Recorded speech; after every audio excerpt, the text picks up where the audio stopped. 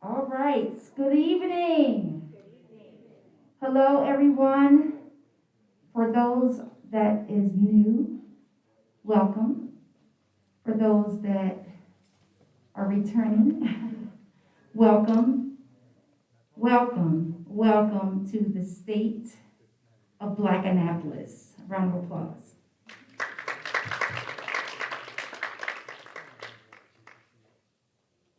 So this week, last week we had, we talked about the state of Black Annapolis. It was the past. Last week, we had a phenomenal panelists of experts. It was amazing. They were amazing. So shout out to Janice Hayes, Rhonda Pendell Charles, Carl Snowden, and Vincent Leggett. Round of applause.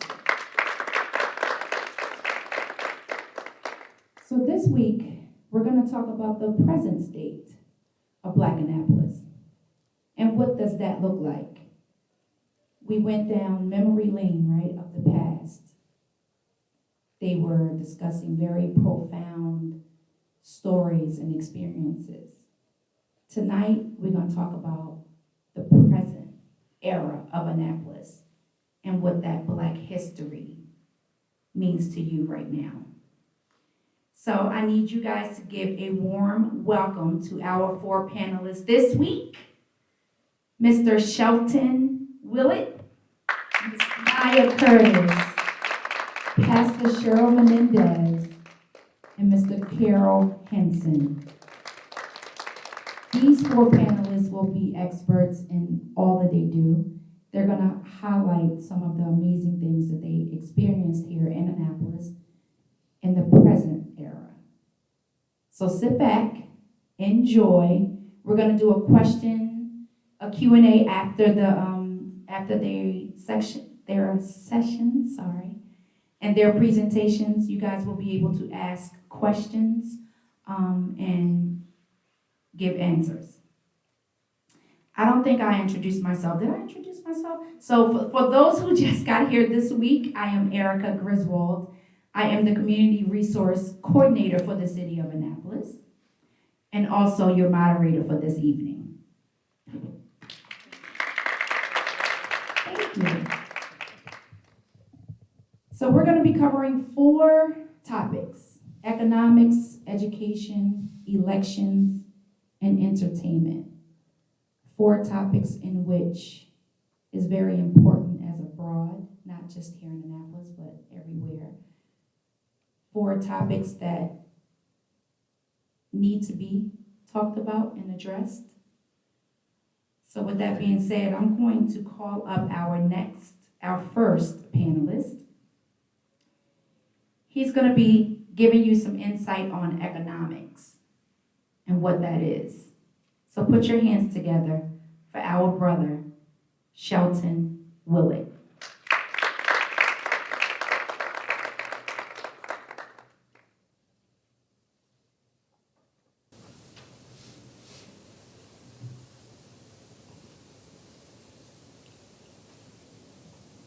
How's it going? Good. I'll introduce myself. So I don't get to come out much because there's a lot of work going on in the city right now, right? So I'm Shelton. I own a cigar shop on Main Street called Be Total 121. It's me and 3 other gentlemen. The business is fantastic right now. Wouldn't have happened without all the help from the city. I'll get into that part a little later.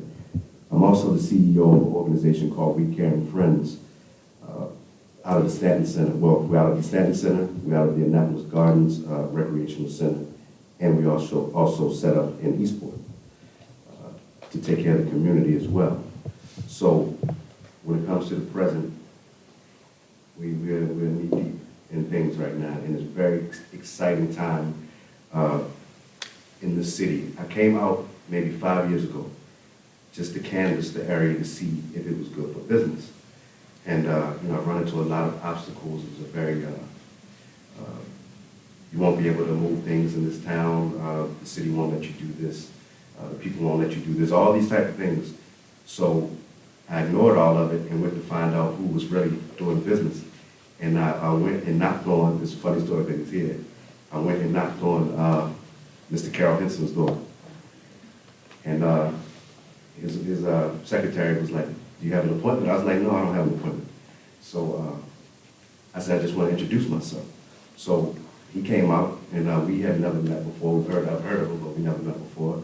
He came out, and he was like, how can I help you? I said, well, I plan on doing business in this town, and I want to say hello to the OGs in the town. I want to introduce myself. I'm Shelton.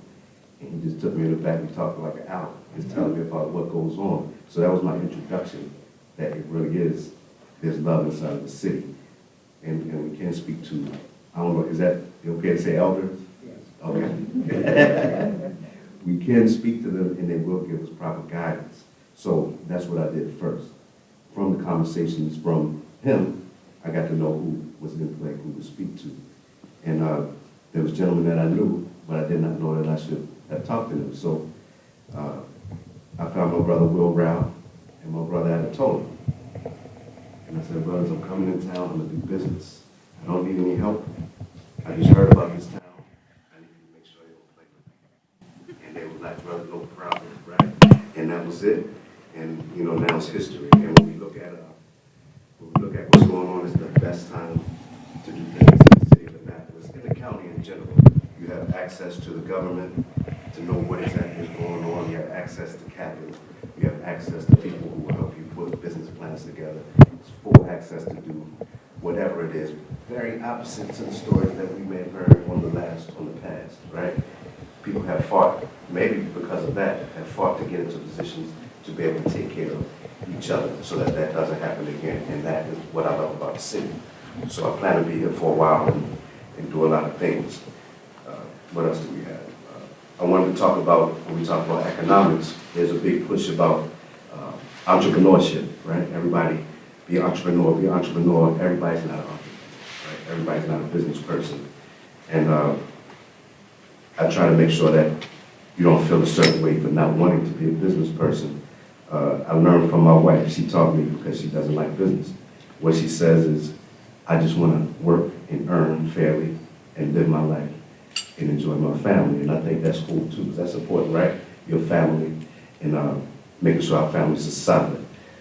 What I will say is, a lot of the people who I run into that are investors are not business people either. But they have done their work and were able to put their money aside to be able to assist you in creating our economics around the city. They may not know business, but they save their money and they're willing to help you get where you have to get to do whatever it is that you need to do.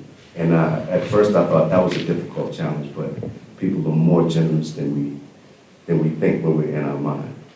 So that's about all I have to say about the city. I'm very happy about what's going on.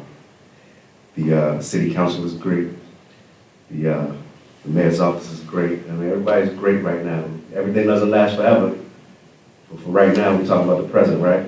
So whatever we can do, we can do it right now, and I hope everybody does well.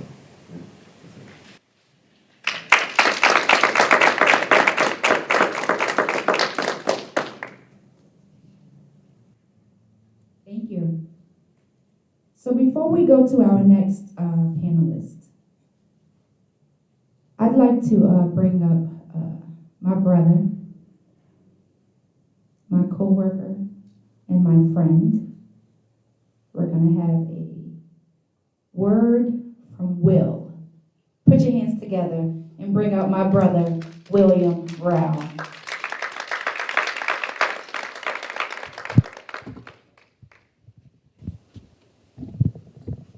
I'll try to make this incredibly brief, which is always weird when I say that, because I see people nodding their head like, please. First of all, I want to give all honor and respects to our Creator and to our ancestors who paved the way for us in so many different ways, not just genetically, but also the ability to be able to stand upright and look backwards, but also look forward. And that's an an incredibly powerful thing. What I wanted to touch on really quickly was this saying that I find interesting that speaks to the fact that culture eats policy and strategy for breakfast. Have you all ever heard of that saying? So I'll repeat it. Culture eats strategy and politics, policy, for breakfast. Meaning, even as we talk about culturally in our diaspora, all of our works in economics, in social justice, health, all of those areas, we must remember that the idea of those things is only as strong as the culture that backs up the people who embody it.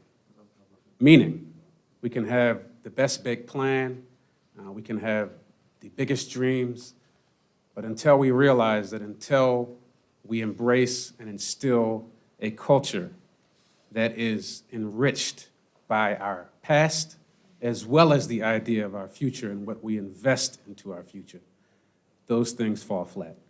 And that's kind of where I stand in my approach to the work that I not only do in the mayor's office, but in my personal life, which is to really understand what we bring to the table. And so as we have conversations about, again, policy, but we also have conversations about economics and all of those other conversations, understanding that we really are just having conversation unless we understand what people power brings to the table. And I think our power and our strength is being able to look into this room right now and envision that we have the 40,000 people who live in this city engaging in conversations such as these. Because then we can create a cultural kind of whirlwind that allows us all to be on the same page. And then when we strategize, we're able to actually receive traction because we have people who identify with the struggle. And the struggle, I don't mean, it's not in the literal sense of struggle, as in, everything isn't a struggle. But the idea is that we understand some of the huge disparities that exist in our city. Again, whether it be in public health, or whether it be in housing, or whether it be in, what I call policy making, which is the set of things that determine the quality of life people in this city. And so I just wanted to add, first of all, that I'm really excited about this and what's happening. I was out of the country for the last one.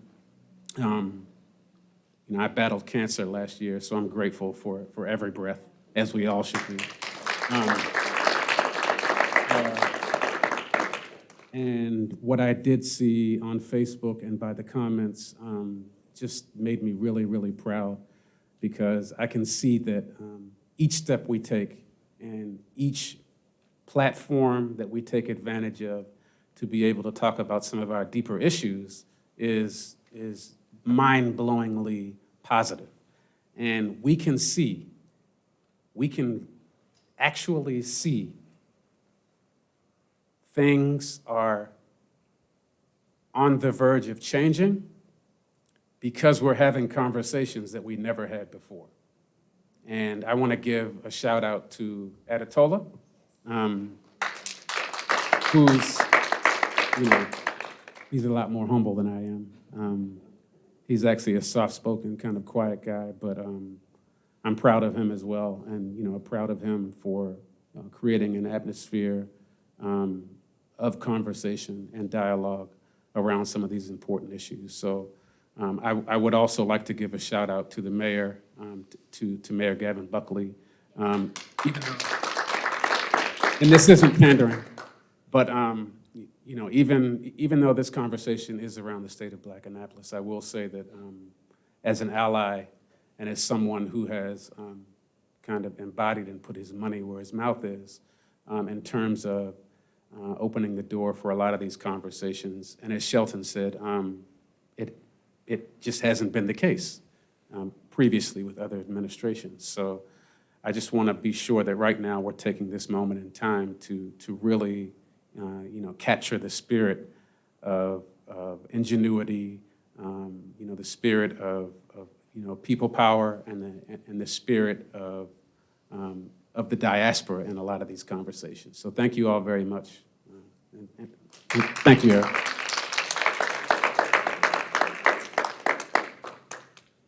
Thank you, Will.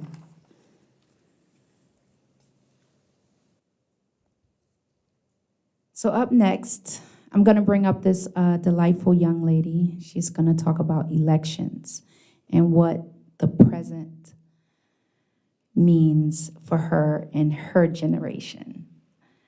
Put your hands together for Miss Nyai Curtis.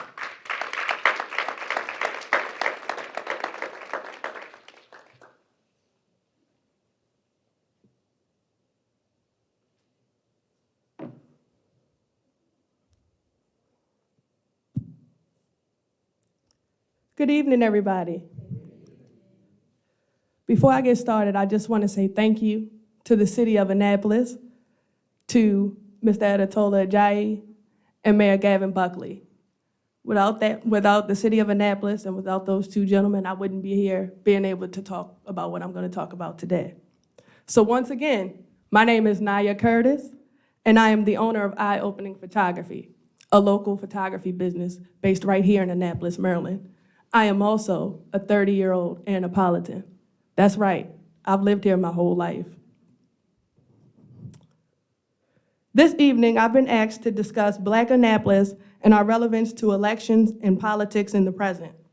To provide a clear narrative, there are 3 words that I will continuously refer to tonight. These words are suppression, hope, and progression. I am a firm believer in the power of words, so I do believe in order to discuss a word, you have to understand what it means. According to the Merriam-Webster Dictionary, suppression means the act of suppressing. To go a step further, suppressing means to prevent the development, action, and/or expression of emotion, state of being, and anything else. Hope is a feeling of expectation and desire for a certain thing to happen. Progression is the process of developing or moving gradually towards a more advanced state. The word suppression ties closely to the word restrain. Now remember I said that in order to discuss a word, it should be defined. According to the Merriam-Webster Dictionary, restrain means to keep under control or within limits.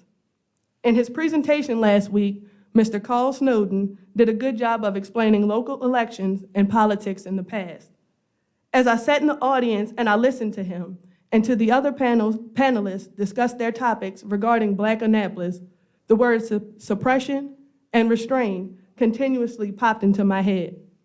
Listening to the details of how Blacks were restricted from voting, how Black women could not partake in political leadership, hearing how Black children in elementary, middle, and high school were told that they wouldn't amount to anything. Then thinking about how beautiful Annapolis is now in its present state, but however, sitting there daydreaming about how elegant it was in its past state. This all led me to see how powerful not only the words suppression and restraint are, but also how forceful the acts are.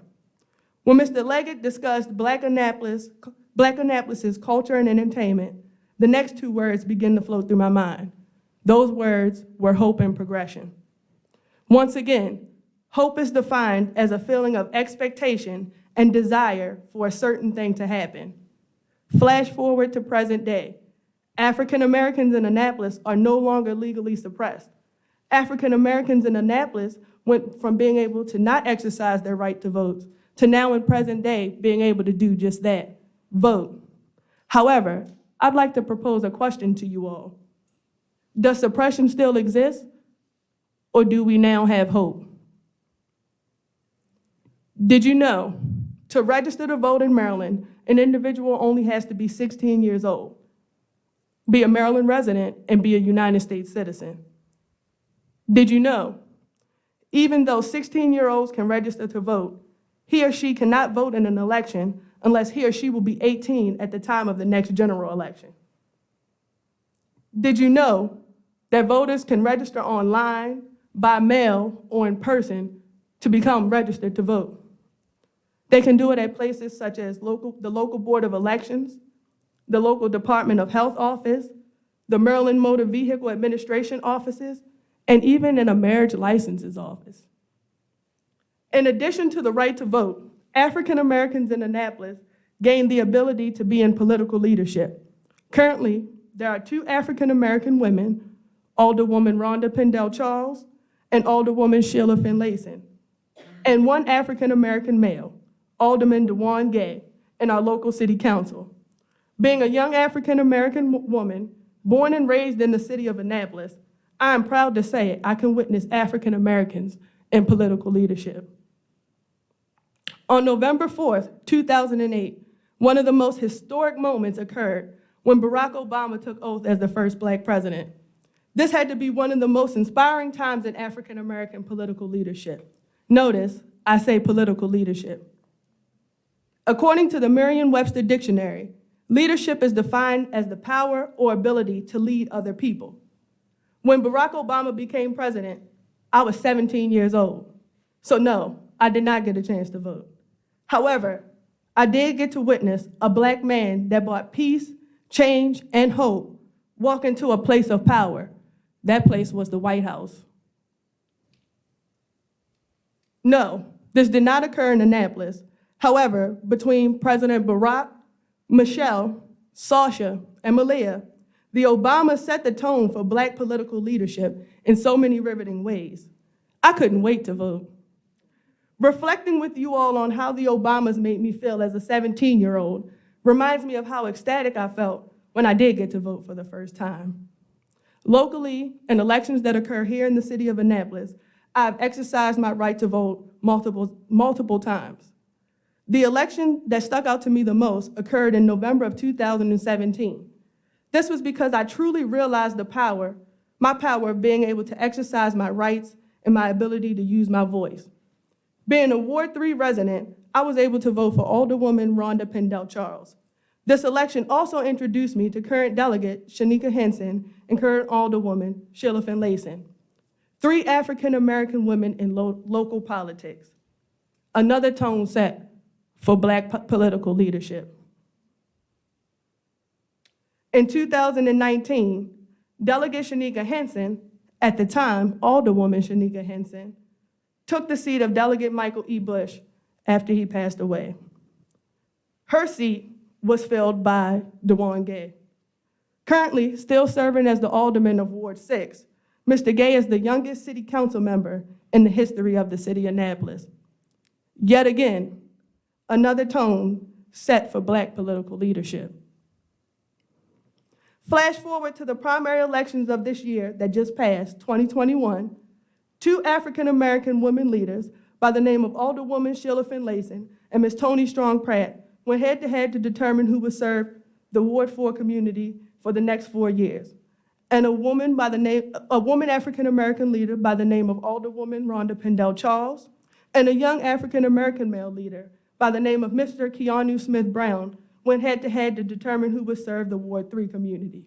Now, when I say head-to-head, I am not talking about competition. Instead, I'm talking about another tone set for Black political leadership. 1 out of 2 African American women with knowledge and passion for community, and either 1 African American woman or 1 African American man would be selected to lead and advocate.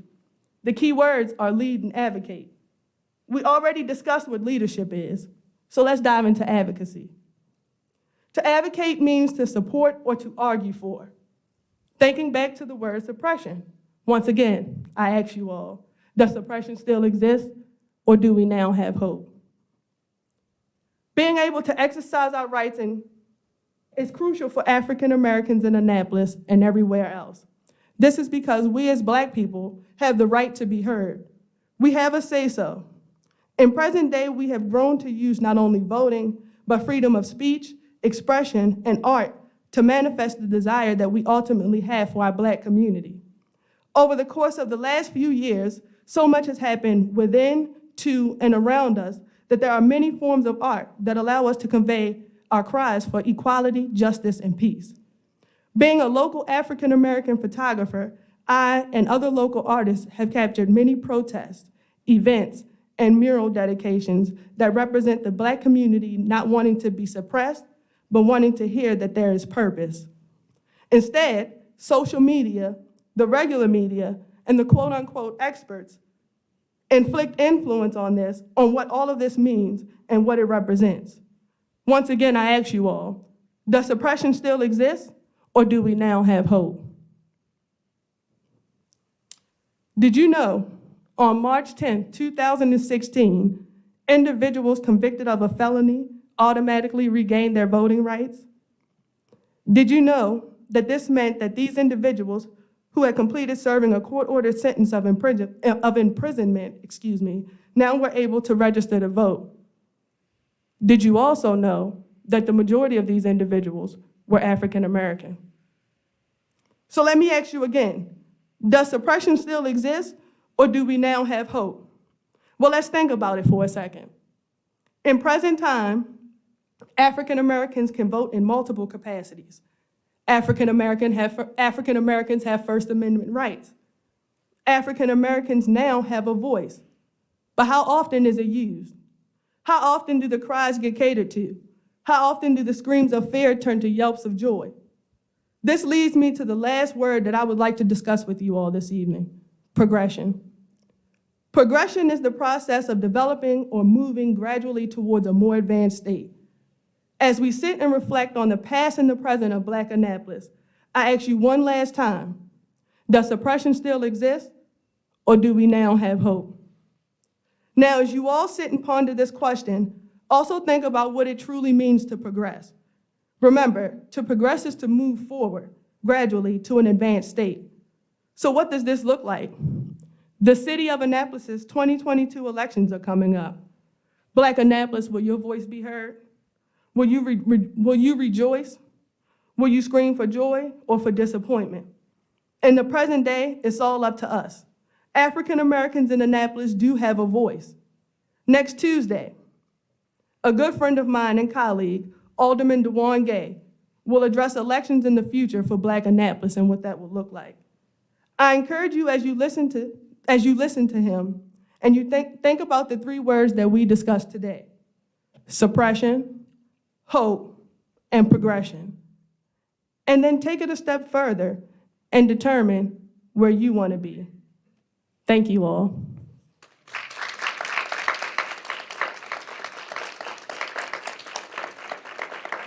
Wow. Thank you, Nyai. That was good. Suppression, hope, and progression. Three words that we need to think about. That was good. Thank you. One more round of applause for Nyai Curtis. Her generation is on fire. They're not playing. Coming up next, I'd like to bring to the podium this lovely pastor who's been serving the city of Annapolis and Anne Arundel County for, I won't say how many years, just a lot of years. She has been just diligent in serving communities in all kinds of ways. I'll let her tell you in detail, I probably can, but I'll bring her up and I'll ask you guys to put your hands together and bring up Pastor Sheryl Menendez.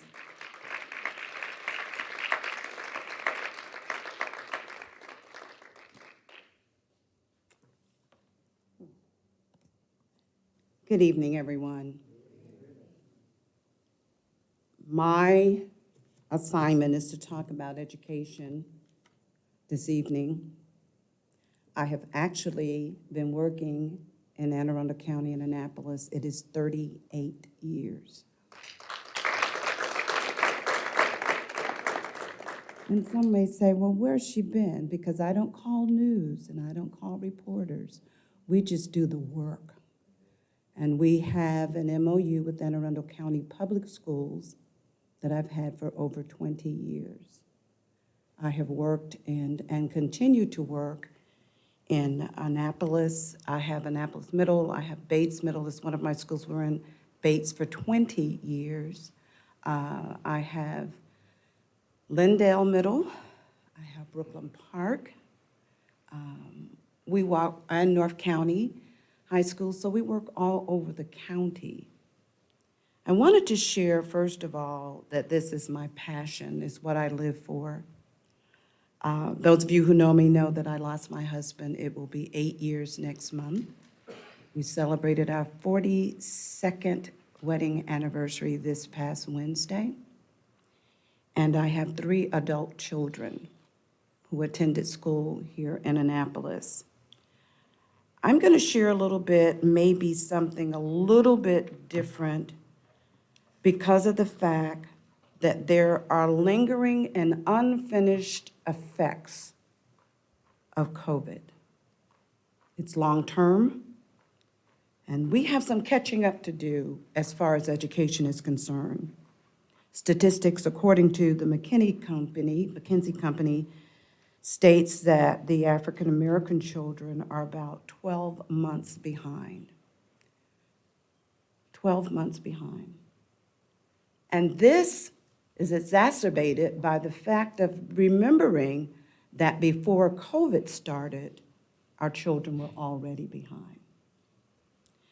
I'm very passionate about this because we're on school campuses every day.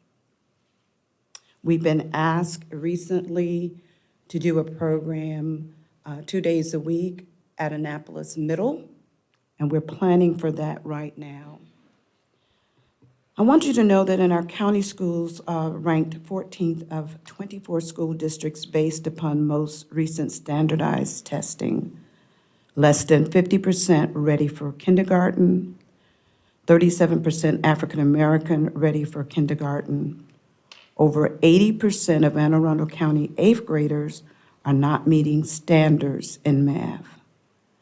Less than 50% are meeting standards in reading. We have a condition where we have a lot of homelessness that is taking place. Also, in Annapolis details, 39,321 total population, probably about 40,000 now. The $74,187 is the median household income. 11% at or below the federal poverty level of approximately $25,000 for a family of 4. I have the honor of also working for the city of Annapolis. And my statistics and what I share with you today are going to be something very passionate for me. I've shared with Tola on numerous occasions because I have been trained and certified for the state of Maryland as an ACEs trainer, which is Adverse Childhood Experiences. While we're talking about education, how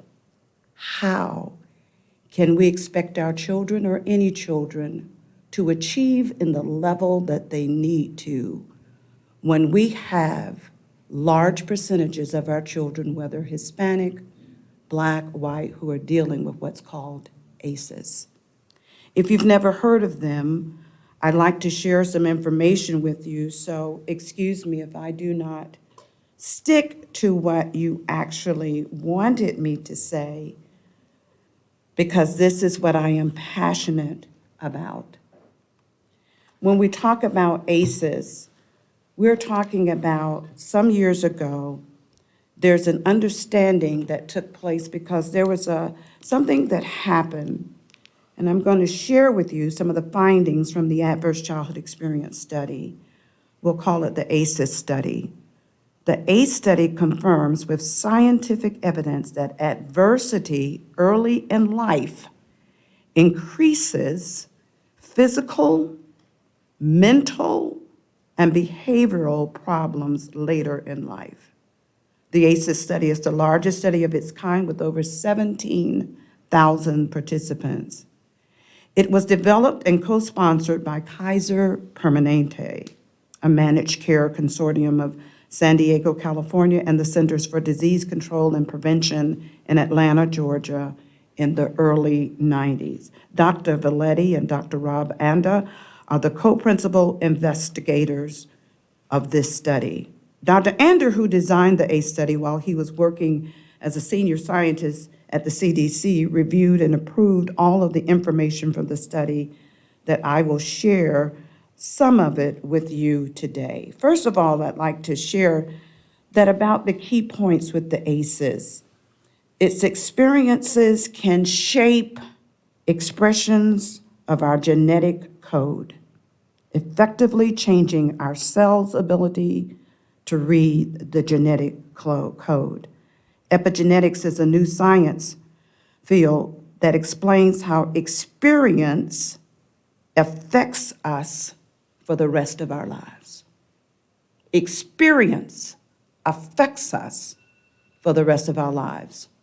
So I want you to think about a child who's going to school for the first time, those children who are in elementary or high school or middle school, and my major work that I do is in the middle school environment. There are ACEs points. The ACE study considered 10 types of childhood adversity, 5 types of household dysfunction that would create stress for our children, plus 3 types of abuse and 2 types of neglect. What are you saying, Pastor Sheryl? How do we expect a child to get up in the morning, go to school, learn, be effective, when they are dealing with ACEs that have not been dealt with? Most people have not even heard of them or are aware of them. Household dysfunctions include substance abuse, parent separation or divorce, mental illness, battered mothers, criminal behavior. The neglect comes from emotional and physical neglect, abuse, emotional, physical, and sexual. The ACEs study considered these 10 types and 5 types of household dysfunction, as I said, and ACEs are common in the ACE study population in every state in the nation.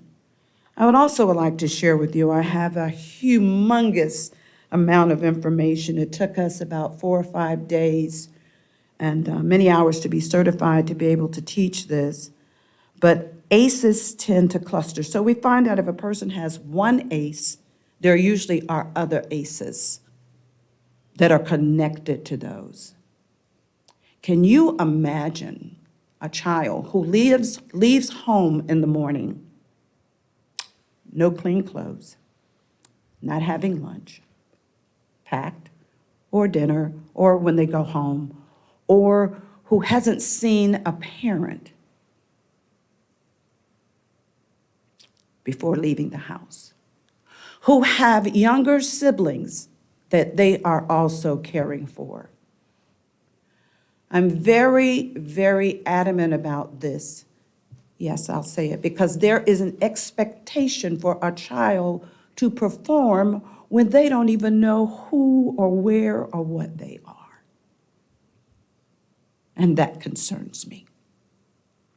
So ACEs are highly interrelated, and when there's one ACE, as I said, there's usually more in the life of a child. 87% of the time, at the least one of the other 9 ACEs also occurred.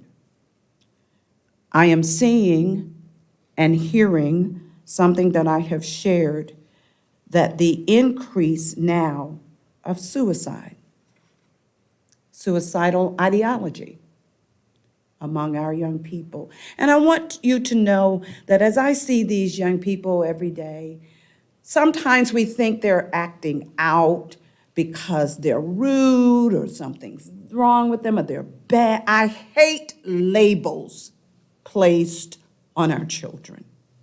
You have no clue, unless you've been through it, what children are dealing with when they come to school every day. The use of the ACE scores, because there is a test that you can go home and take if you haven't done it. Dr. Pam Brown does a lot of this ACE study with Anne Arundel County, and if you haven't taken one of her classes, I suggest that you do. The use of ACE score provided a practical way to summarize the cumulative impact of ACEs on the health, well-being. The different ACEs were not weighed to treat any individual ACE as potentially more stressful than any others. ACEs are highly interrelated, is a key message to our audience. It causes for collective integrated action to prevent and to help in many organizations and disciplines.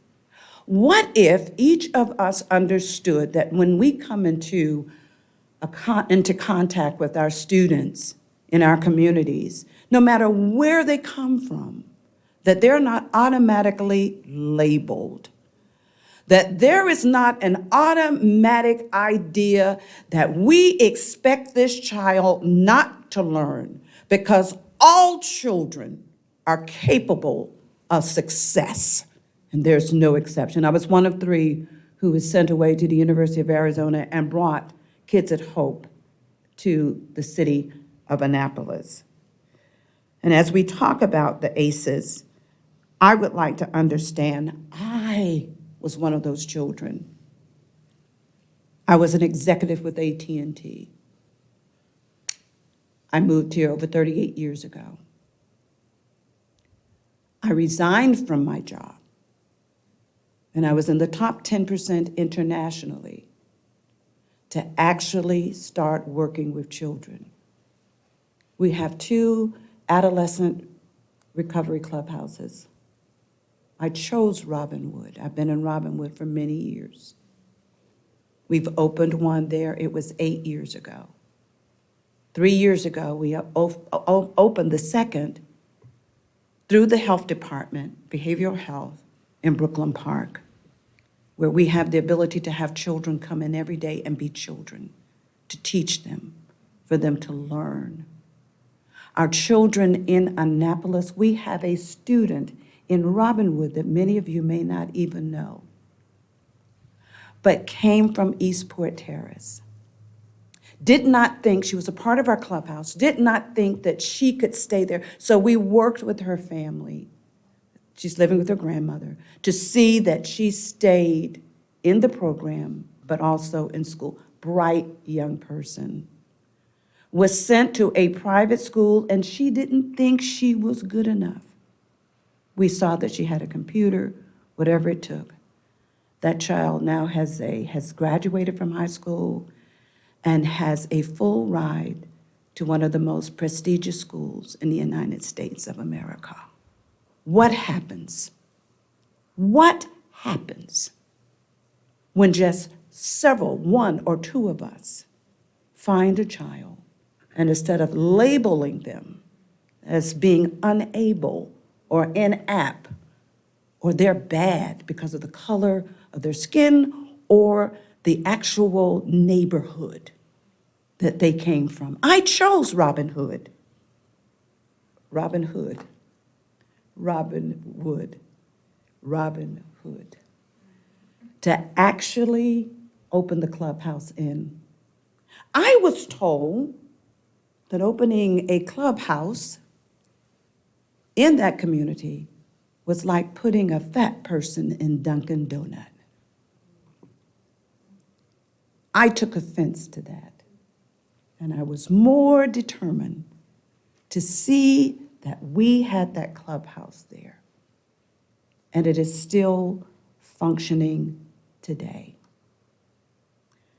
I also want to share the fact about what happens in biology wins because problems arise out of social expectations that don't match hardwired responses of stress. To some extent, we can teach skills to help people respond well, even in situations that don't match their childhood experience. Do I advocate that we give someone a pass? Absolutely not. As I said, I was one of those children in West Palm Beach, Florida, who was suicidal. And I was one of the ones that it was one teacher, Mrs. A.E. Isaacs, who was the person who came alongside of me and my maiden name is Ferguson, and she said, Miss Ferguson, there's greatness in you. What if we did that with the children we come in contact with in our communities each day? And when I talk about biology, I want you to understand about ACEs. So if something happens in a child early on in life, if they're victims of abuse or any of those 10 areas that I shared with you about, their perception becomes their reality. And there has to be people like you here in the audience or in our school system, like with Alderwoman, I'm 71, so I have brain damage some days, and I'm a cancer survivor. You know I know you extremely well, Pendell Charles. We worked together with the health department years and years and years ago. But what if we had people who would come alongside and would encourage our children more than having them put in or handled by SROs or persons who don't know how to handle our children? Because if you've never been there, you have no clue of what it feels like. Toxic stress generates predictability patterns in brain development. And when stress chemicals are elevated long periods of time, during the developmental stage, it can be a toxic neuron. Early experience causes the brain to adapt to what it predicts will be a malevolent, benevolent world. And I will close with this. Traumatic experiences during development, like abuse, neglect, chaotic relationships, generate these predictable patterns and create an architecture of behavior for our children. So let me close with this. If you are experienced to stress, it should be for about maybe 20 minutes at a time, long enough to prepare what's called fight or flight. And so if a child continues to experience stress, that chemical called cortisol is very dangerous. And I can speak to that as I take my seat because my stress level is what caused aggressive invasive cancer in me. Because I didn't know how to turn the switch off. It's our responsibility in this day and age, as we're looking for higher grades, better grades, more students going to college.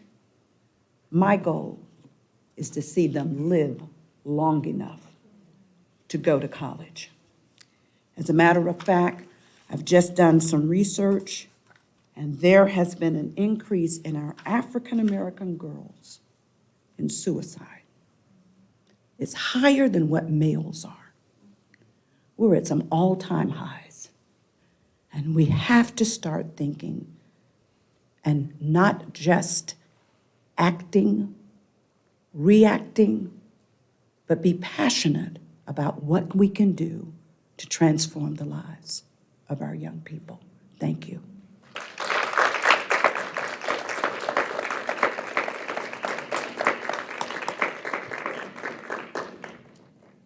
Wow. I think you have my notes there, but you can keep them. That was such a powerful presentation. Thank you.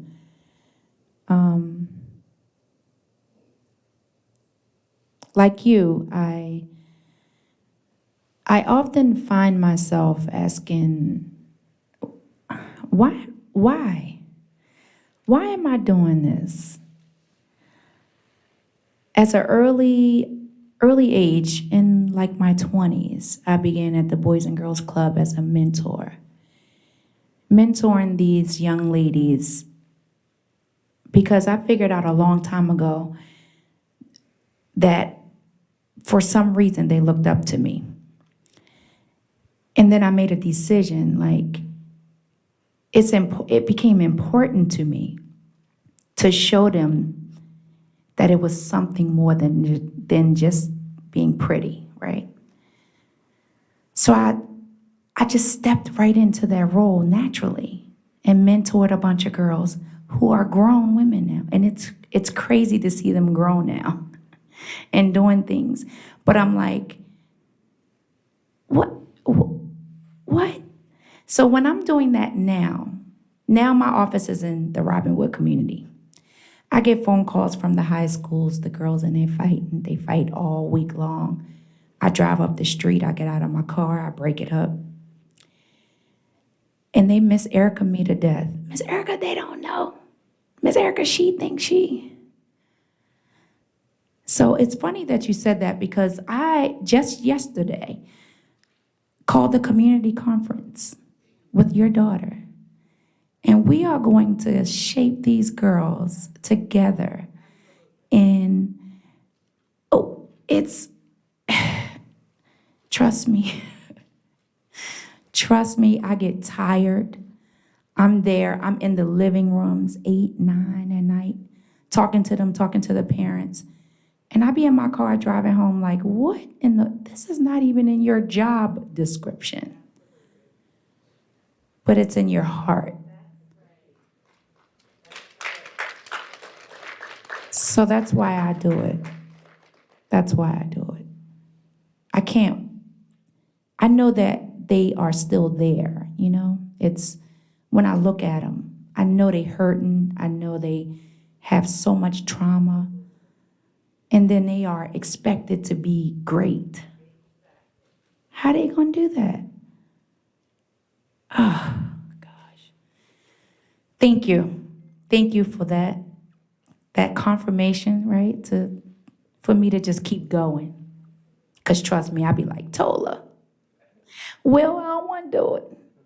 But I cannot not do it. Today I met at the school, they're seniors. A couple of them seniors and they're fighting. And they're being edged on by other girls. And I said, what you fighting?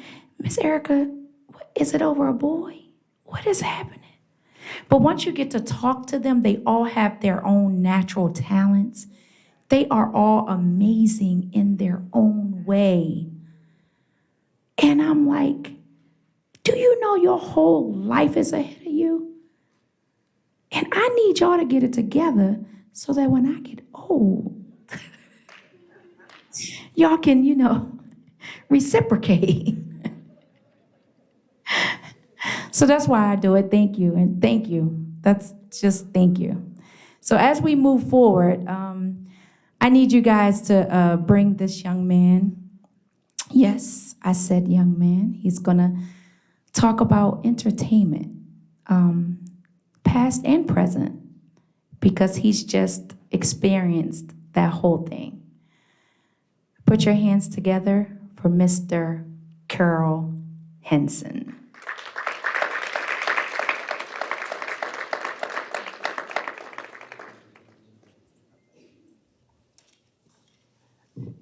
What a wonderful evening this is. Give yourselves a round of applause for coming out tonight.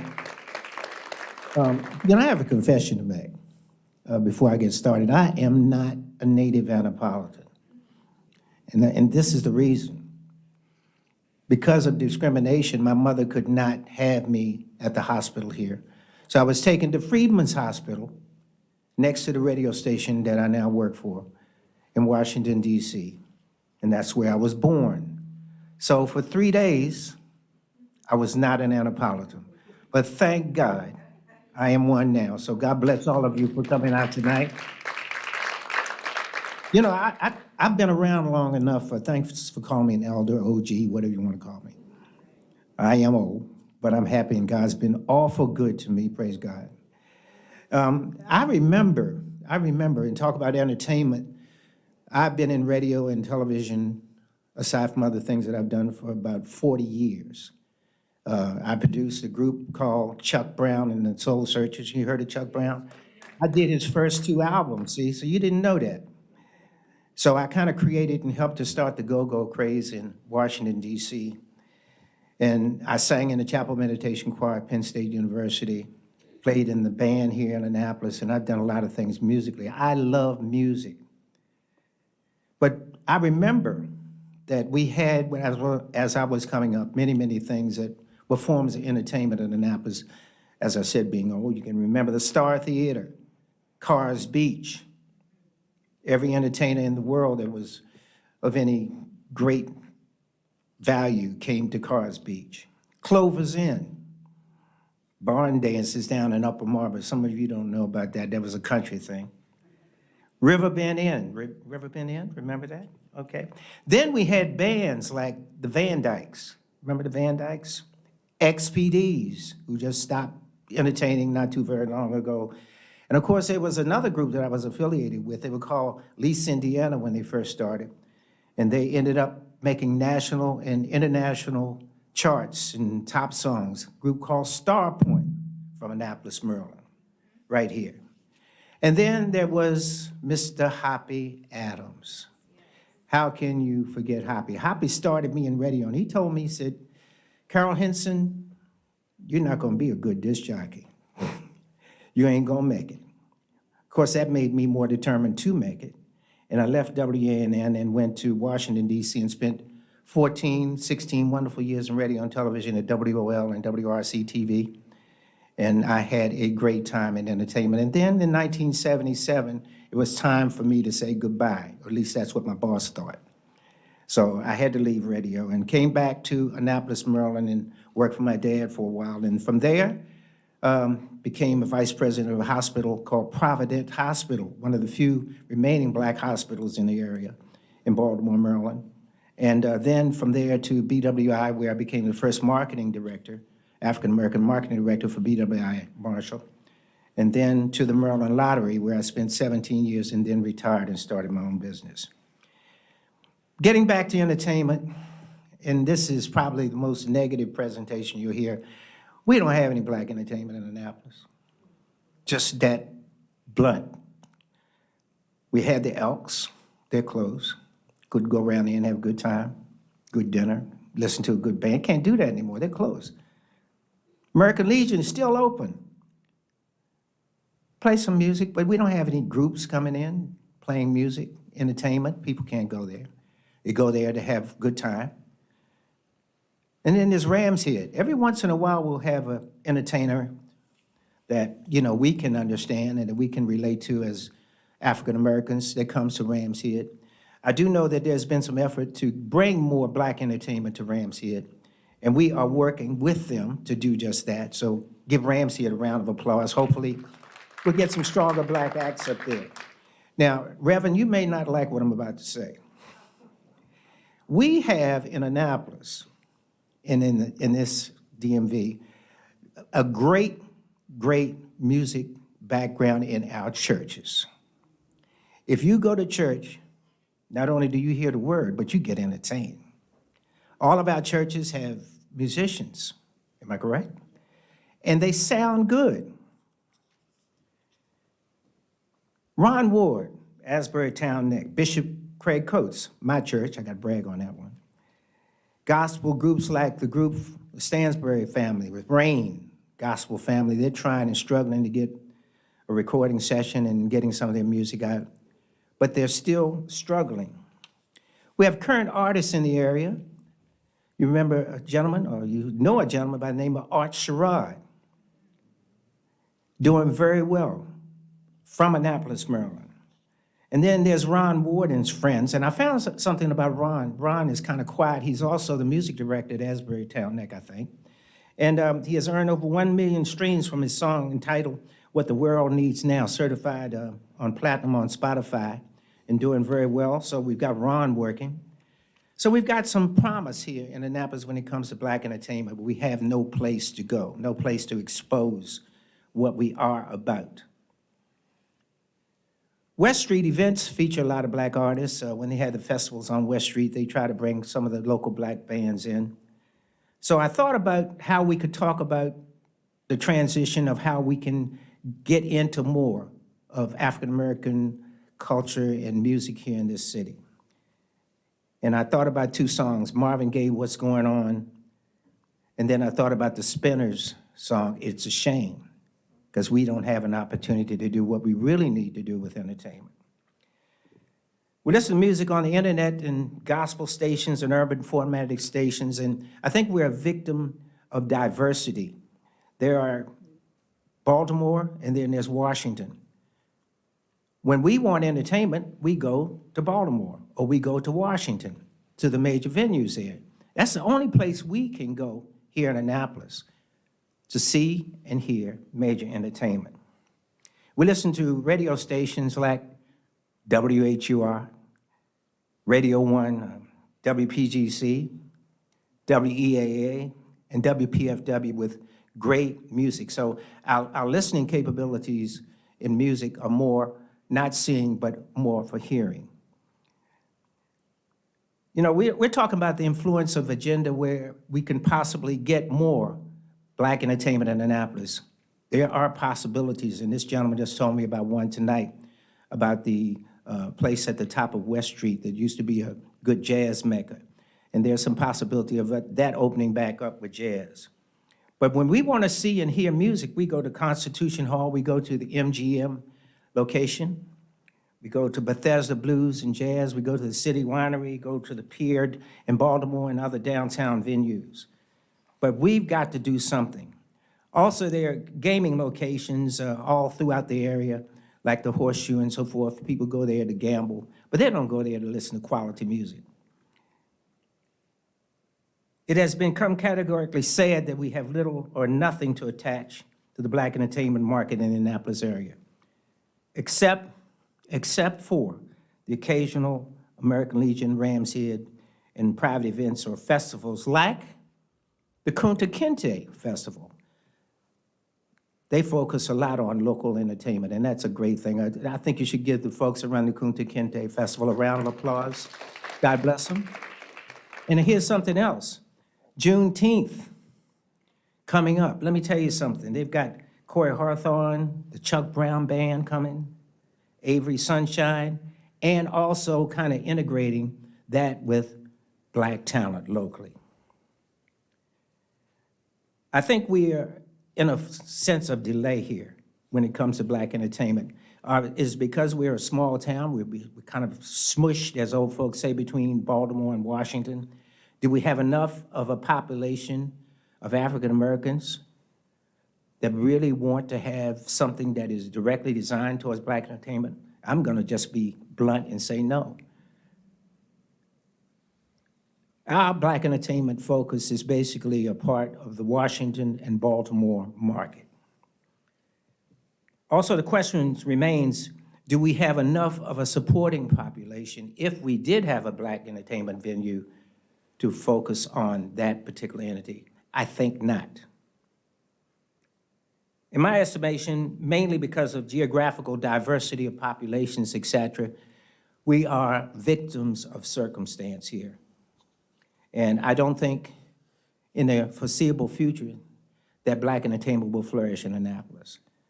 I think we will have always some of the greatest talent that you can ever imagine here in Annapolis, because that's what we're all about.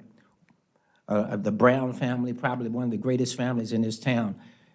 Every Brown person that I know can play drums, can sing. Amen? And they sound good. But where do these people get a chance to expose themselves and do just that? So they venture out and they ended up in other venues that we can't attach ourselves to. So basically, mainly because, as I said, because of the geographical diversity of our areas and the major influence of the DMV and Baltimore and Washington, the future of Black entertainment in Annapolis, very sadly, will not and cannot exist.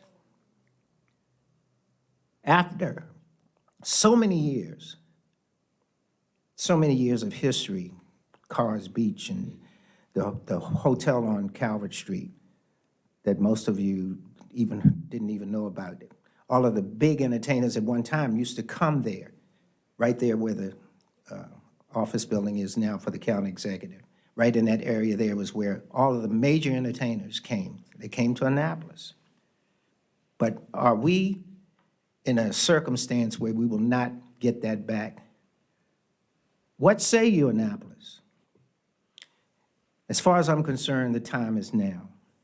But if we join together as a family, both black and white and diverse individuals that want to look at this town as a popular mecca, the capital of this wonderful state of ours, will we once again have black entertainment in Annapolis?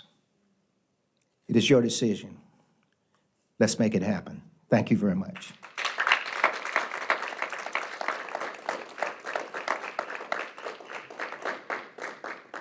Thank you.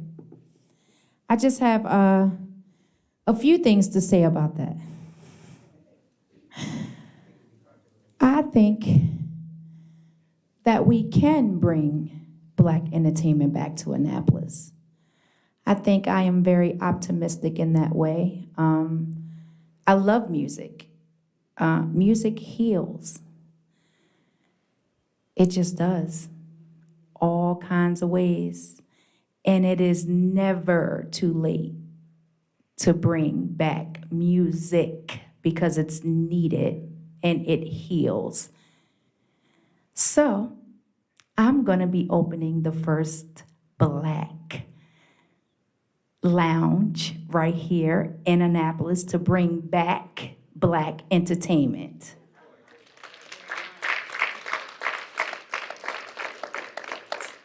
Now that I spoke that into existence, I'm just gonna allow my God to make it manifest. I'll do my part so he can do his.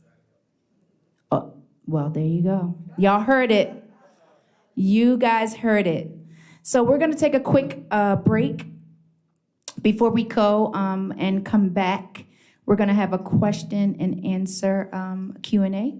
You guys can ask whatever questions, and we're gonna try to pull some of the questions to everyone that's watching online.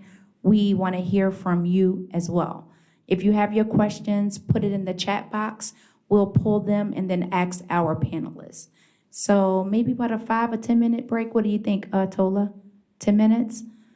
So we'll take a 10-minute break and we'll be right back to the state of Black Annapolis.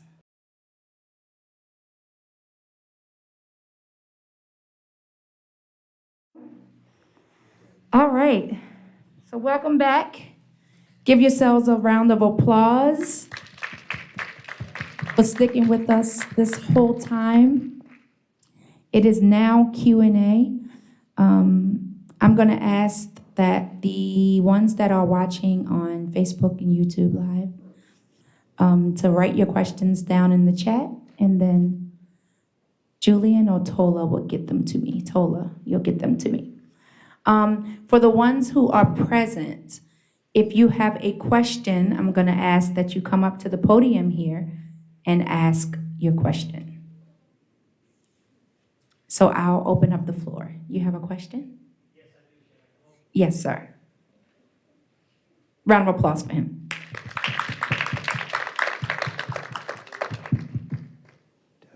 I noticed that. Speak into the mic, please. I noticed that you're identifying as Pastor Sheryl Menendez of Light of the World Ministries, and I'm assuming that that's Christian. And so I'd like to ask if you would give us some sense of how you integrate your faith into your commitment to elevating African American youth.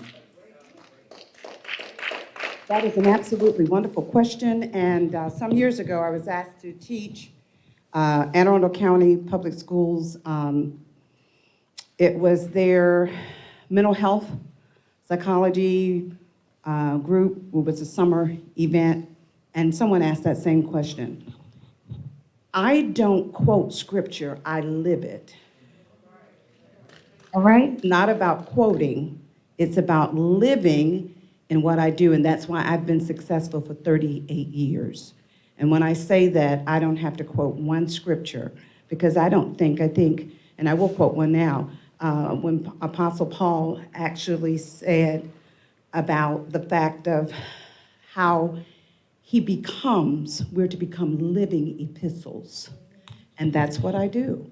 And the most important thing, and I'm so happy you asked that question, because My motto is, by this will all men know that you're my disciples if you have love one for another. And that's what wins the children and the families that I've been around for the last 38 years.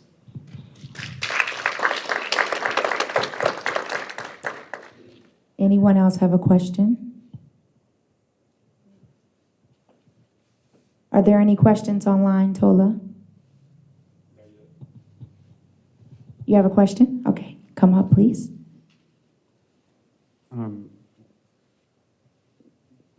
So the young man that came up and just asked the question, I don't know if you know who he is, but can you tell him who you are and your background? Because I know. And I think it's appropriate based on the question that you asked. Well, the stream won't hear him all, so you know. Okay. So you might have to repeat it or say. Oh. Can you introduce who you are to them?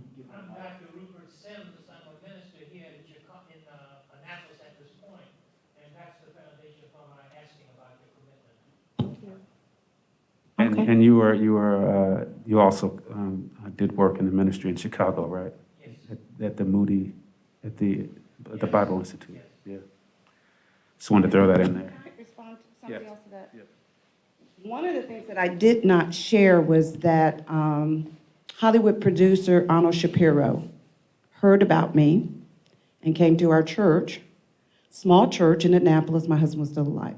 We did 3 seasons of Beyond Scared Straight, which are currently now, and that was years and years ago, and people call me all the time and say that they're still showing. And so I was impressed because of the fact that it wasn't about you being a pastor, but it was about the work that you're doing in the community. And that's what is more important to me than anything, because I should be showing that in how I live and how I act and the reputation that I carry. Thank you. Yeah. So the question I want to ask is for all 4 of you, actually, and that is, in the context of what we're talking about right now, how do we have conversations about Black folk while also engaging those who are not already in the room? How do we have these kind of conversations and include those whom we may be speaking about that are not necessarily present? Does that make sense? I don't fully understand. Okay. So we have a lot of conversations about policy, economics, business, health, all of those things. And a lot of times what we find are a certain population of us are in the room for those conversations because it's prescient or it's right in front of us and we understand it, or we work in that area. How do we fill the room or fill venues with people who we need to be hearing from to understand completely how these types of things impact them?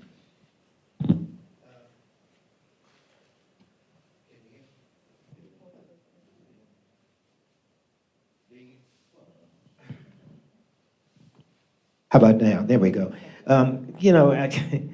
Being in radio, and then I messed up on the mic, can you please? I think we need to go to them. There are, and we talked about this in between, we talked about the differences in the population, statuses, incomes, etc. We need to go to all of those different locations. We need to go to Robin Wood. We need to go to Arundel on the Bay. We need to go Clay Street. We need to go all over this town. And then if we talk and become a team, then it kind of comes together. And that's my impression. I think if we reach out, the outreach of what we're talking about is very important. So the word outreach comes to being for me. Can I go next? Sure. So in addition to all of that, what I didn't share in my presentation is, in addition to being a photographer in the Annapolitan area, I also do a lot of community work. So I, as well as Pastor Sheryl Menendez and the others on the panel, I also do a lot of work with the youth and just people in Annapolis in general. And these are actually discussions, and that question is actually something that we talk about a lot in meetings that I sit in the work that we do in the community. And what we talk about is building trust and relationships. So in addition to going to communities like Robinwood, in the Clay Street area, the Parole area, Annapolis Gardens, once you get there, then what? That's where the building relationships, that's where the trust comes into play. And then from there, things just excel. And how can I say that? How can I speak truth in that? That's because I see it every day in the work that I do with the youth that I work with. So to piggyback off of what you're saying, in addition to going and actually physically being there with the people, we have to build trust, we have to build relationships, and then we also have to do one more thing, which I like to call the meet each other halfway approach. We use it with our scholars in the organizations that I work with. And believe it or not, it actually works. So what I tell the scholars is I say, hey, you may want to play, you may want to do this. We can do that. But I also need you to do this to be successful first. So let's meet each other halfway.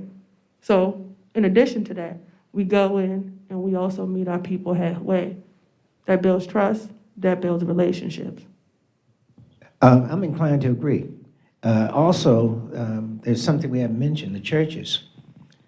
I think each of the churches have community programs, and maybe a coordination of the churches and getting involved in pooling the resources and outreach resources that we have may be instrumental in getting our goal accomplished. So I think churches are very important in this situation. I think, okay. I think the most powerful tool is the action. Whatever it is we want to tell them, we show them, right? And I think that's the most important. You know, sometimes we don't have role models and things like that, or sometimes as a child we're shy and you don't want to say anything, but I know that the kids are always watching, right? They're always watching you, so the action, and they see what are you doing, they won't say anything to you, they won't trust you because there's a lot of things that go on, right? But they can watch and they can, like I learned a lot. I learned how to talk, how to walk, how to dress from watching people that I respected. And I put it all and formulated what is myself, right? It's just the action. So like anything, whatever action that I take, I make sure that it is as public as possible, as long as it's not like something that should not be public, right? But if it's, I tell people that you could do business, I have to show them that you could do business. I tell people that we have the ear, that we have help in the government, that we have access to capital. That's cool to hear, but you have to show them that we have this. Yeah, this came from this. This came from this, you know, and it's a lot of people in the room are part of these things, right? So it's an action that people can see, that they can be told, that you can use as an example, because people talk so many times you don't believe them until you see the results, right? So just the action. Yeah. Can I share something? I'm so glad that you shared that. So I'm the elephant in the china closet. So I'm going to warn you all in advance. First of all, we need to learn how to work together. Yes. Amen. We are so, I came here, I've been here 39 years now. I was told I didn't belong here because I wasn't from Annapolis. Isn't that something? I was told, who did I think I was coming here doing what I was doing? And I had to remind myself, I'm a child of God. And I could do and go wherever he says I can go. That's right. And do what, and not have any hatred.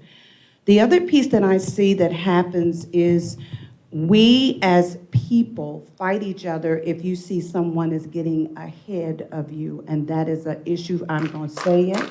Yes. And you don't have to like it. I'm going to say it. Because for me, there is a quotation in the Hebraic culture called Lashon Hara. And that simply means you don't talk against anybody. You don't try to ruin their reputation. You don't try to do anything to hurt. And because these children see, hear, and know, and each of you has said something that's important, I walk the streets, okay? I walk them. That is not an issue for me. I don't care We did a Stop the Violence about 10 years ago, before my husband's death, might have been 11 years ago, from a funeral that had taken place, and we had the police and everybody involved, schools, everybody.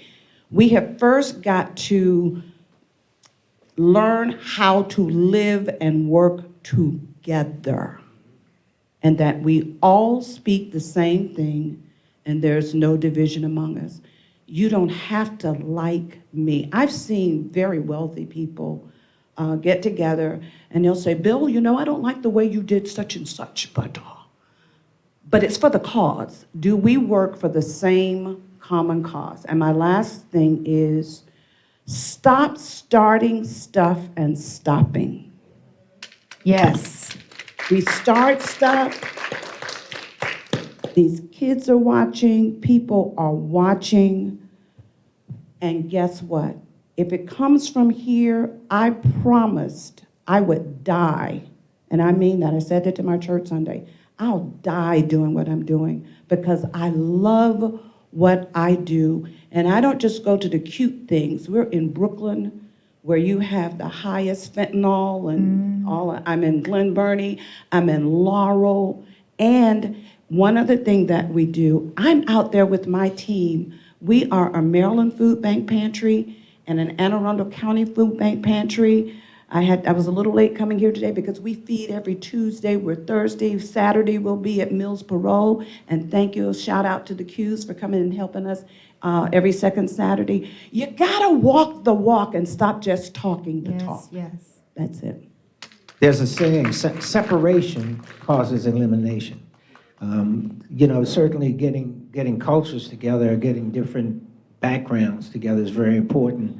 And the youth are very important. There's young people out here like this young one right here, a lot of young people out here. I have an intern in my office. He went to Annapolis High School, and he started with me in the 11th grade. And he is now at Bowie State, but he is also one of the major managers in my company, and he just turned 19 years old. He, local kid. I know all of my kids are angry. I have my daughters, my son, say, where did he come from? He's not part of the family. But, you know, for example, I am in a business called gaming. It's gambling, because I did 12, 14 years at the Maryland State Lottery. And one of the problems that I'm finding in that business, there are no African Americans in that business. It's hard to get people to understand that this is, with sports betting, I'm not pro-gambling, I don't even gamble, but it's money to be made, it's opportunities to be made. And I am searching right now, and let me put this out here, I am looking for young people 18 years of age or older, and hopefully from not so upward mobility backgrounds, lower backgrounds who don't have any criminal background, that I can hire and put them in a warehouse of work where they can elevate to possibly some management positions in gaming. So, you know, if you reach out to me and you know of a young person that will qualify, it can be male or female. You start out in a warehouse, and next thing you know, maybe you have a route working on machines throughout the state. We have slot machines throughout the state, and you can qualify and become a part of that. So I'm going to put myself out there, just like you have, Reverend, to offer my opportunity with my company. So thank you. God bless you for what you do as well. Thank you. So when you guys speak about coming together, right, as a community and not competing, I think that is huge, very important. My question is, how do we do that? How do we as a community change that narrative? So there's so many different types of us, right? Right. Your perspective and my perspective is different. We are not all the time going to want to be all in one box. There's too many boxes of us, right? But if we all have respect for the other person's box and we communicate correctly, I think that is stronger than all one box. There's so many different angles. You may come from this background. The other person may come from another background. We have the people who deal with the streets. We have the people who deal with the colleges. We have the people who deal with science. And, you know, it's so many different, right? Right. But we all respect each piece as a strong piece and love what they do. But it's not what I do, but I love what they do. Right. That type of thing, that loyalty type of thing, Yeah. that family type of thing. It's community that way. It's all different type of people in the community, but it's ours, right? Right. Just, So just having that respect for, yes. for everybody and what they do. And whatever resources you could add to what they do. Yeah. Even though it's not what you do, if you have the resource to help what they're doing because you know it's positive. Yes. Get involved with it, but continue doing what you do. We all got our part to do. Yeah. You know, so. Erica, can I just say, I think we need to be healed. Oh, yes. We have a lot of broken people.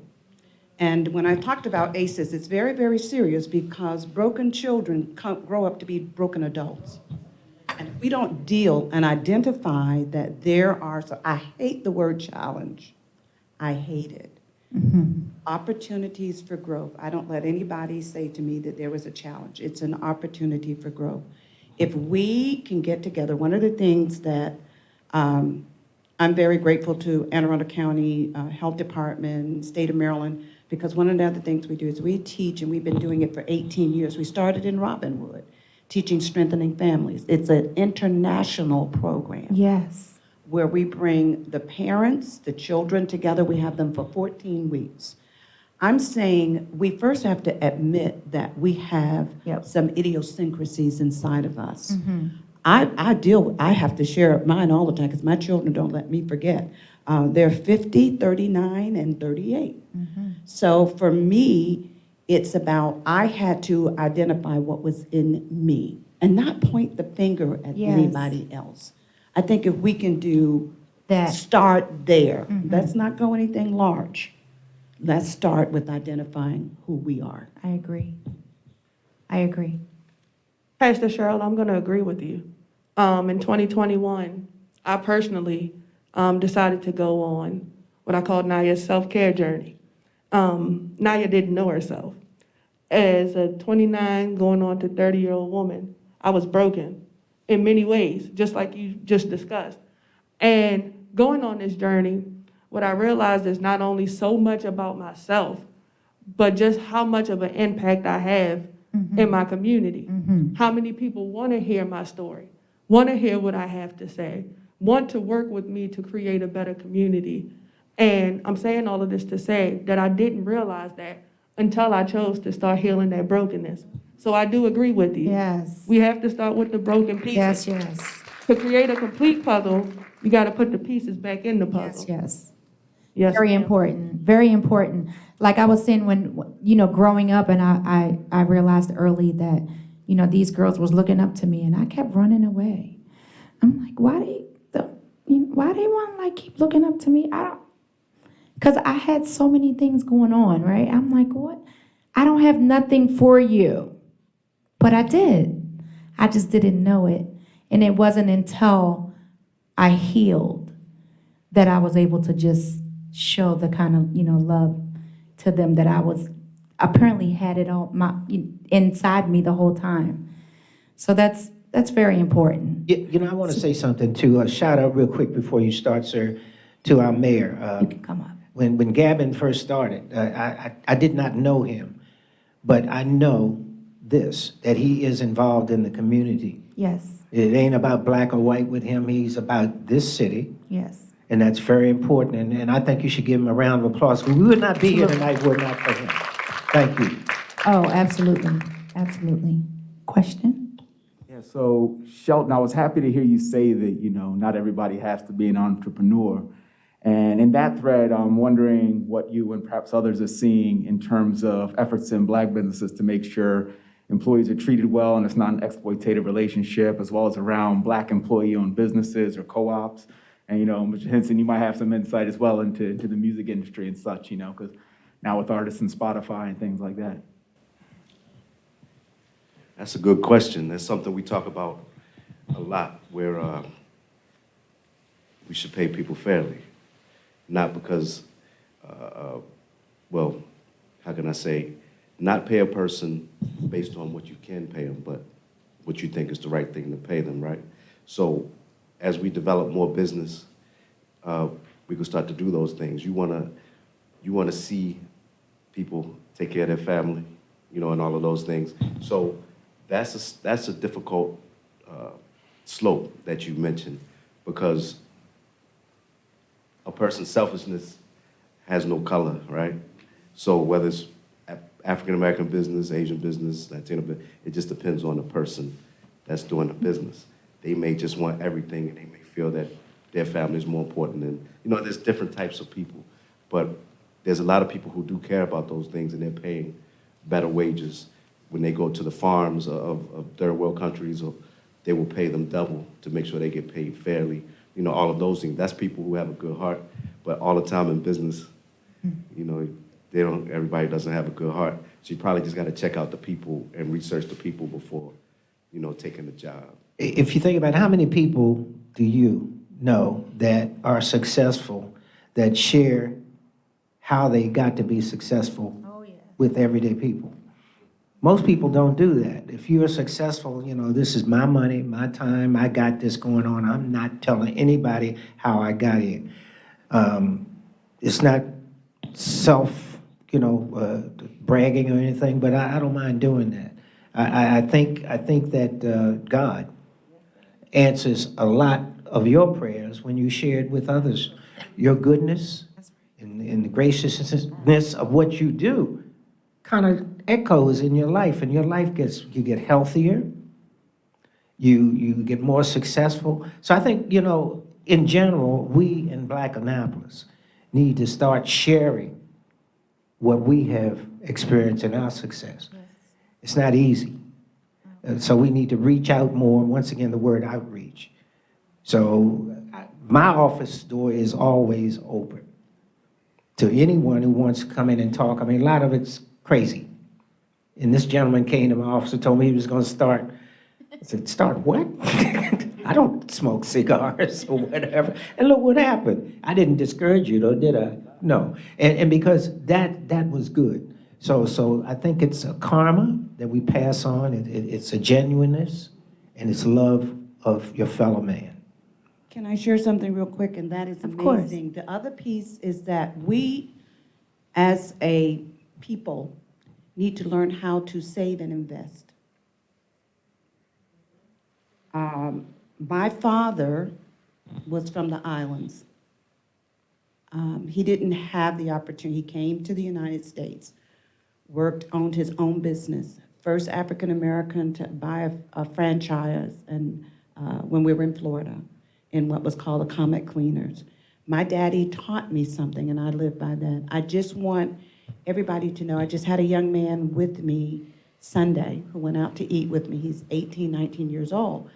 And I was sharing with him about, you know, investing, saving, and what I did. He said to me, I can't do that. I said, so this is the rule. You can never tell me what you can't do. I will not accept that. His mom told me today, I told him what, I shared with him, I don't like that word totally either. I shared with him even about, he has this $5.55 cup of coffee he buys every day. I said, you know what? He had it even at the table in the restaurant.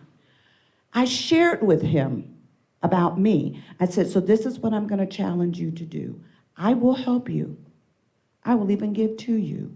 But I need you to take that $5 cup that you use every day, multiply it times 7 days a week, multiply that times how many weeks in a month, and share with me what you could have saved, what you could have done. His mother talked to me today. She said, my son said, Pastor Sheryl said, you can make your own coffee in the morning. Why are you paying somebody $5.70 for a cup? Just wanted to share that. So sharing the information and sharing that, and my dad said, if you make $1, Sheryl, put away 50 cents. If you can't put away 50 cents, put away a quarter. And that's what I learned from. And I know I don't look it, but I'm 71 years old, and I'm still learning from what my dad shared with me. Yes, yes. So I have a question, and there is no right or wrong answer, but what, in your opinion, is more important, the local elections or the national election? Can I go first? Thank you. I'm going to have to go local. And the reason why I go local is because of how I recently got involved with the elections that occurred in 2021. I didn't personally necessarily work for any team, person, individual, but I was really involved in the politics. I got to see a lot of behind the scenes. I read a lot of bills, and I just got to have an amazing experience being a 30-year-old black woman that had never really looked into local politics in the city that she'd lived in her whole life. Doing that, I learned a lot, I researched a lot, and really learned that in local elections, the people are who make or break what happens in the community. Absolutely. And that's by actually getting out Yep. and voting. So, without rambling, when Tola asked me to speak about present and the elections, at first I said, I'm a photographer. I don't know. But then I really sat and thought about it and thought about all the things that I've done in the community, all the people that I've met, all the experiences that I've had. And I actually do have a lot to say about elections. And that's to get out and vote, because if we don't vote, then change doesn't happen. Yes, yes. All the things we talk about, even things we talked about tonight, things they'll talk about next week in regards to what the future of Black Annapolis looks like. Yeah. None of that will happen if we don't get out and vote. So I Um, think local is definitely way more important. I kind of agree, Yeah. but I do disagree. We can always agree to disagree. You two are going to beat me up on it. But we have one of the strongest and largest black caucuses in the state, of any state in the country. The chairman of the Black Caucus is very, very interested in black economics. He has been very helpful to me. I think he's going to be helpful to the state. We have a black leader in many of the major committees, a Ways and Means Committee. We have a speaker. But if they coordinate with people like Rhonda and other members that are local, then we got something going on. And I know that they will reach out. If, for example, I think if Rhonda really wanted something, she reached out to the chairman of the Black Caucus for the state of Maryland. Would he respond? Yes. See, so that's what you talk of a coordination, not necessarily national, but I think state and local can make things happen for us. First of all, I'd just like to say that Alderwoman Rhonda Pendell Charles will get anything that she asks for. Yes, you have another question. Yeah, they're like, not that guy again. Okay, speed round. So 2022, Right. one or two words from each of you, but you only get to use one or two words to kind of summarize, like the, Black Annapolis 2022. All right, let's start with Nyai. Immaculate change. Okay. Pastor. Right. Okay. Progress and grants. Ooh.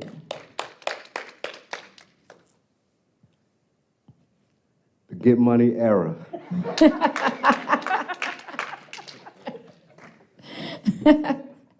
That's true.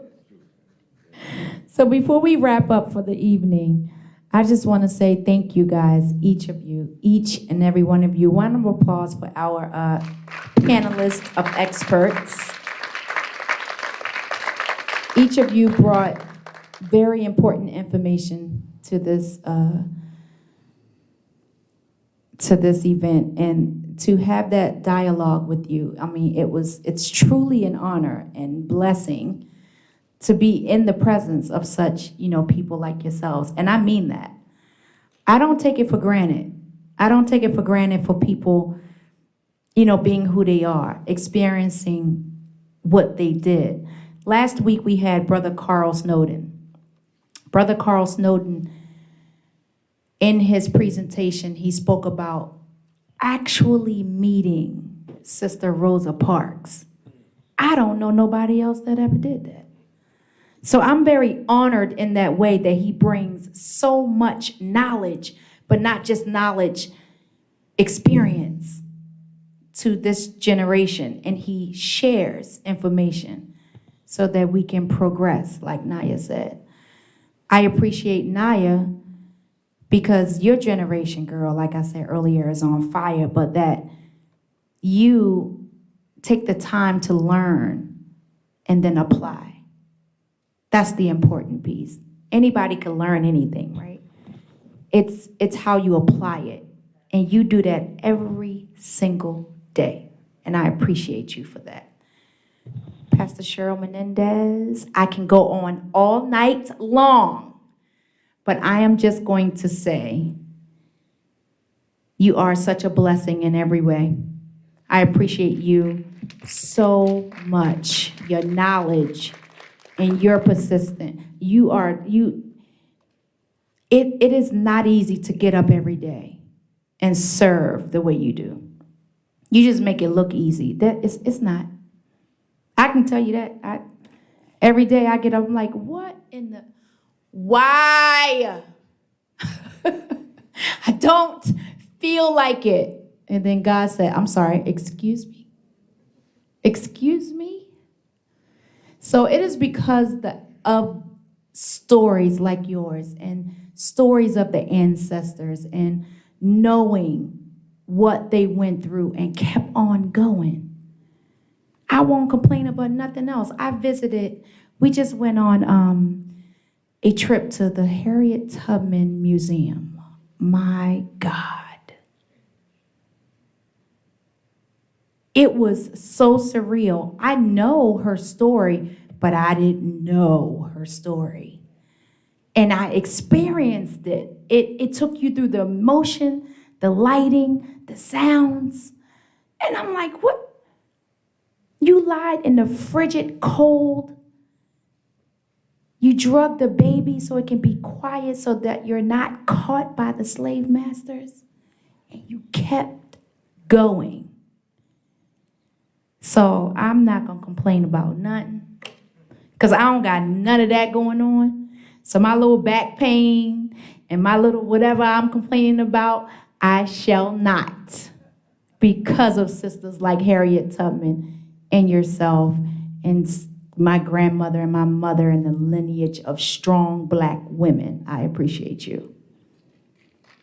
Brother Carl. Brother Carroll Hynson. I'm gonna stop by and talk to you because I got a lot to say to you. It is an honor to meet you tonight. Really, it is. I had no idea. But when they say you know, you just know. And I know now, just by meeting you, that you are full of a lot of information that you can share with me. And I'm going to be listening. Okay? So I'm coming. Thank you. Brother Shelton. My brother from another mother. I got a question for you. You opened your business how long now? April 2nd. So not even a year. Could you name briefly a hurdle that you got over opening that business? Can you share that experience briefly with us? It was a whole 100-meter hurdle race. Right. Yeah. I don't, one.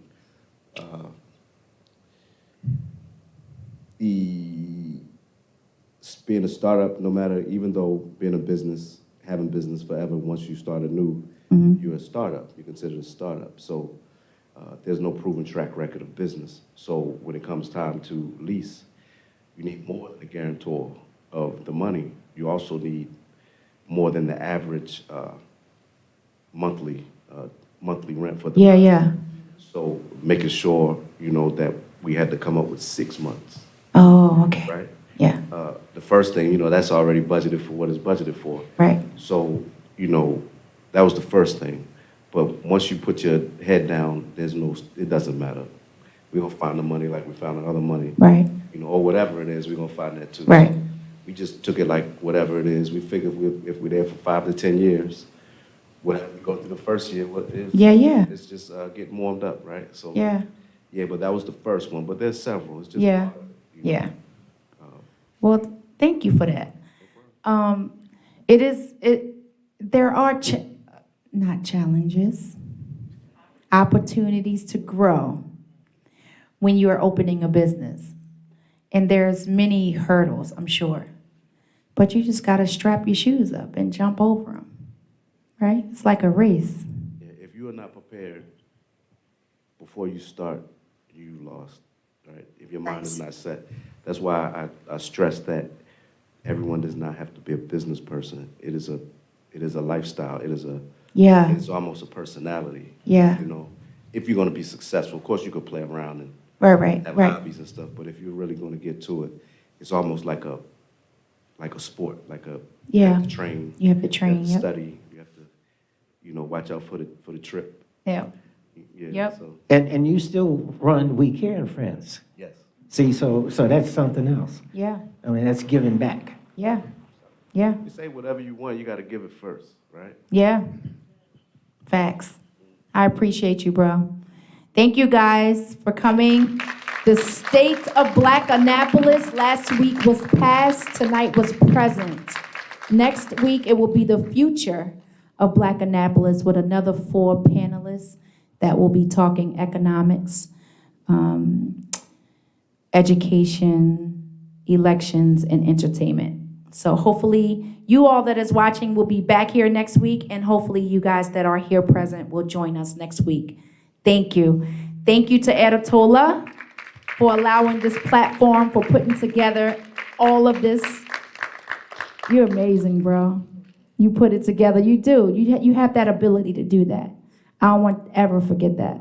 So thank you. And thank you to our mayor, of course, Mayor Gavin Buckley, for allowing this platform. So thank you, guys. Thank you, Julian. Good night.